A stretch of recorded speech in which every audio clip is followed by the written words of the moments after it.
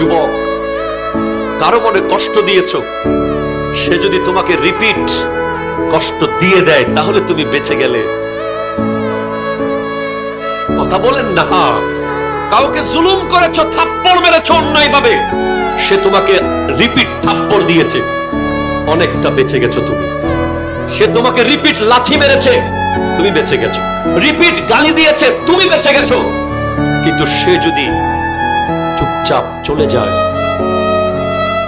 থাপ্পড় খেয়ে যদি চলে যায়, গালি খেয়ে যদি চলে যায়, যদি চুপচাপ মসজিদের জায়নামাজে এসে বসে, আর যদি বলে আল্লাহ সবাই ছেড়ে দিলে তুমি তো আছো,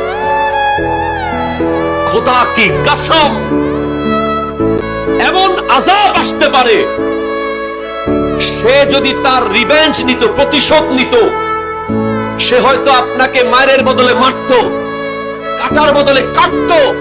কিন্তু যদি সেটা আল্লাহর আদালতে চলে যায়, তার